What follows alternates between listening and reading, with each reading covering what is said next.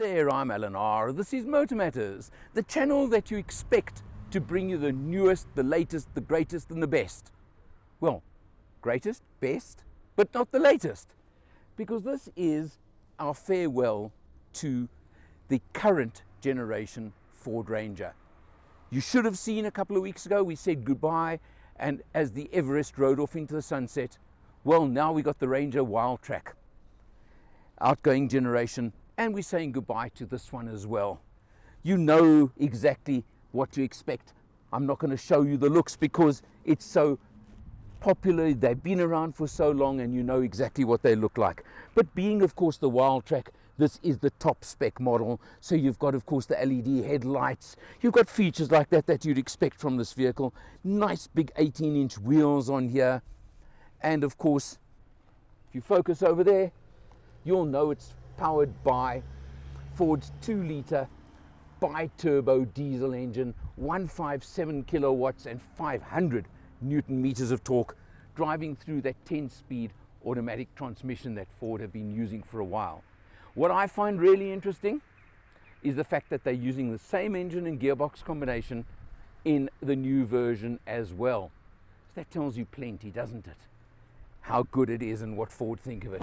Pop open the driver's door, just have a look inside. Of course, Wildtrak means you've got full leather, you've got the nice contrasting stitching on the seats, you've got electric adjustment for both front seats, you've got all features like that. You've even got the stitching on the door panels you can see on the armrests. All those kind of features that make this, the Wildtrak, make this the top model in the range. And that's important. Interestingly, you can get Wildtrak in 4x2 or 4x4, you can choose. You pop open the back door over here as well. You know what it's like, I don't have to tell you so much, but of course you're used to the fact of good legroom in the back. You've got 12 volts, you've got USBs for rear seat passengers. All those kind of features are there for you for family use if you want. And of course now we have a look over here towards the rear, and you've got this significant sport bar, I think Ford like to call it, at the back. It looks good, it's a nice feature. Coming around to the rear of the vehicle, and you've got a nice significant step over there. Tow bar standard these days.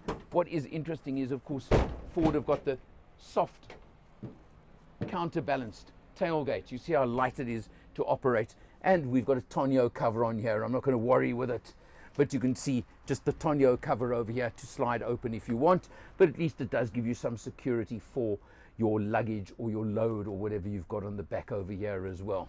Of course, being a double cab, you can see that they actually say 500 kilos, something like that. I'm sure you can put a bit more, and good towing capacity as well on these. Wildtrak, as I said, top of the range. It's a luxury car with a buck. That's what it is, quite honestly, at this level, and it rides like that as well. Particularly, I found on the open road. It is smooth, it is comfortable, could be a touch bouncy around town, but as a cruiser for holidays, for traveling, hard to beat. Let's check it out on the road, let's have a look inside. Out on the road, the thing that really is interesting to me is this is the outgoing model. They say that the new one is a massive improvement. Yet I've got to say that compared to a lot of the other double cabs I've driven over the last while, this one is not exactly far behind. And that's fascinating me because what's coming?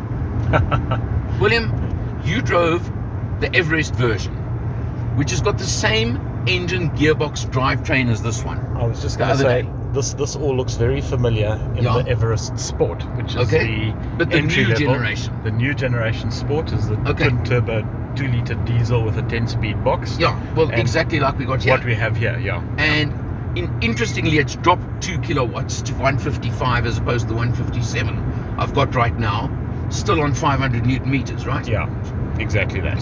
So, yeah, my question being, barring price, if this still competes so well with everything else around, where are we going with the new one? Well, when we get on the launch of the new one, it's going to be very interesting to see. because the Everest was a step jump up. So they now pitching that thing up at a much higher class of boxing match than they were before. Okay. The Ranger, if they do the same thing, yeah, but what they're going to put it up against? Yeah, well, exactly. It's going to then sort of be a little bit isolated unless Hilux now ups its game and increases the pricing point.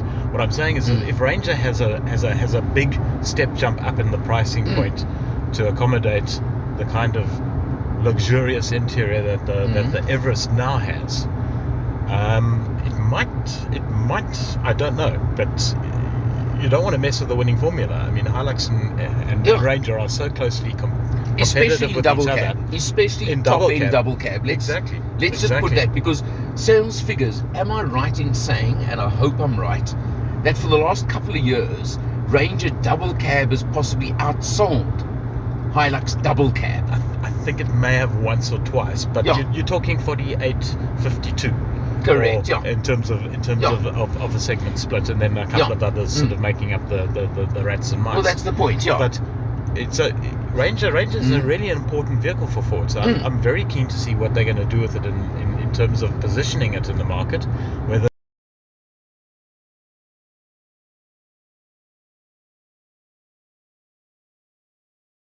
carrying on from where we were before I pushed the button accidentally. No, really, what kind of cameraman are you, Leadfoot? I'm not a cameraman, I'm a journalist. What do I keep you around for? I have standards. What do I keep you around for, except to mess up my fuel consumption? They may be low. Except that, what else do you do? You gave it to me on 8.6. I want you to record it's still sitting at 8.6. So far? So far. You only drove it for a few minutes, thank goodness. Well, when I've got it for a few days, I'll let you know. I want to see what it ends on. Yeah. That's the question. It's not where we start, Alan. It's where we finish. Exactly. Anyway, so just getting back to the Ranger debate. If they do jump the price up and the spec level up substantially, are they going to price themselves out of that market? The interesting, what you're saying I don't know, because I find it fascinating that the only one that was still around that was priced higher was the Amarok, remember? Well, Merc had that X-Class thing. Yes, but that came and went. Well, let's leave that. Let's leave that out, okay? Okay, the three of them. Yeah. So it was the Amarok, right? Yes. Now, of course, we all know the new Amarok's built on the same platform and comes out the same factory. Correct. So, are they going to take top level Ranger, probably still called Wildtrak, to Amarok level, to top Amarok level? Because that's the only place they've got room to play with the price. If they're going up. If they keep it at the same price as the current models or similar to, then hands down they've got a winner. Whether the differences between the two models are going to be as apparent as they are between Everest and New Everest remains to be seen. That's the question. I have a suspicion that they probably are going to be quite a bit different. The new Everest is certainly a more refined vehicle. With all the toys, it's got the spec level. Wait and see, right? The answer is wait and see. But as I said to the Everest the other day, farewell, old soldier. You served us well, and as you ride off into the sunset, almost, thank you.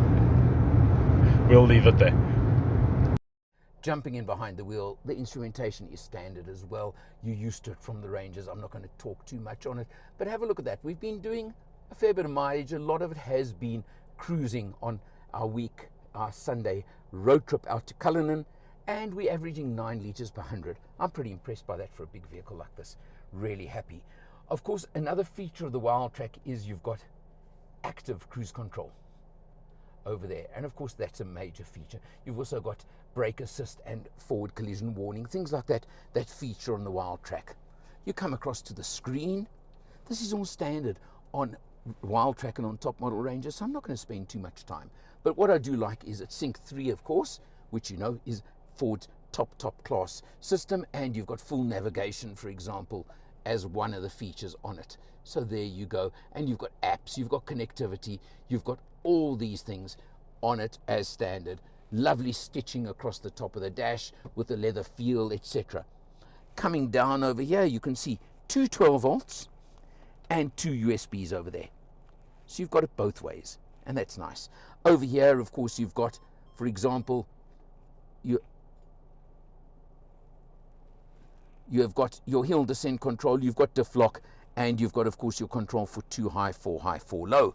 All over there, all there for you to use, and the 10-speed automatic gearbox.